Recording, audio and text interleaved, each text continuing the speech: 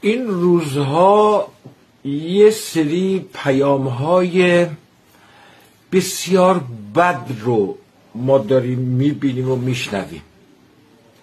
بی تعارف هر کس از ایران به افغانستانی بد بگه، به تاجیکستانی بد بگه، دشمن ایرانه و الا به پاره تن ایران نباید بد گفت.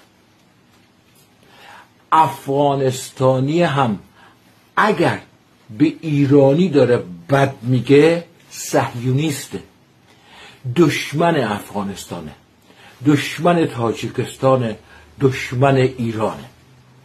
ما پاره تن هم دیگه هستیم. چرا باید یک افغانستانی، یک تاجیکستانی و یک ایرانی به هم پرخاش بکنن؟ هر کجا هر کدوم از ما که پرخاش کردیم نادان هستیم یا مزدور هستیم یا تحریک شدیم. نباید باشه. خیلی خوب، شرایط ایران به گونه‌ای بود که گفتن بدون دعوت از دیوار همسایه بالا نروید. این همه علم شنگه نداره که مگر این 40 سالی میلیون ها نفر رو از عزیزان افغانستانی رو مهمان ما نبودن، خانه خودشون بود، هیچ اشکالی نداره.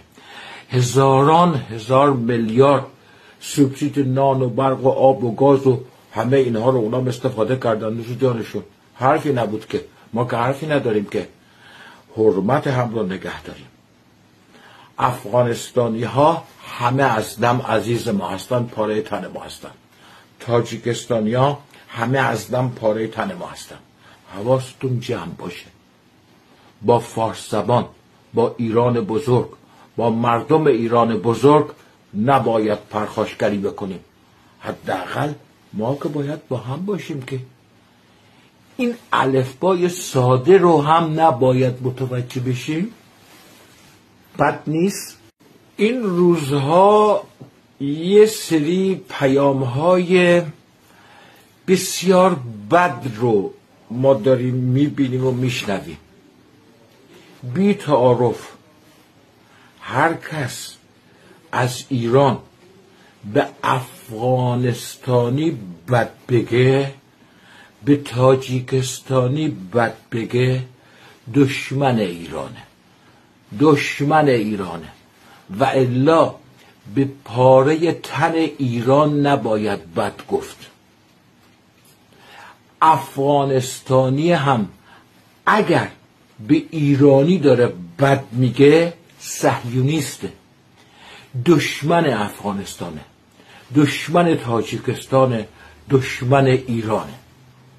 ما پاره تن هم دیگه هستیم. چرا باید یک افغانستانی، یک تاجیکستانی و یک ایرانی به هم پرخاش بکنن؟ هر کجا هر کدوم از ما که پرخاش کردیم نادان هستیم یا مزدور هستیم یا تحریک شدیم. نباید باشه. خیلی خوب، شرایط ایران به گونه‌ای بود که گفتن بدون دعوت از دیوار همسایه بالا نروید. این همه علم شنگه نداره که مگر این 40 سالی میلیون ها نفر رو از عزیزان افغانستانی رو مهمان ما نبودن، خانه خودشون بود، هیچ اشکالی نداره. هزار میلیارد سوبسید نان و برق و آب و گاز و همه اینها رو اونا استفاده کردن نوش جانشون. حرفی نبود که ما که حرفی نداریم که حرمت هم رو نگه داریم. افغانستانی ها همه از دم عزیز ما هستن، پاره تن ما هستن. تاجیکستانی ها همه از دم پاره تن ما هستن. حواستون جمع باشه. با فارس زبان، با ایران بزرگ، با مردم ایران بزرگ نباید پرخاشگری بکنیم. حداقل ما که باید با هم باشیم که این الفبای ساده رو هم نباید متوجه بشیم. بد نیست.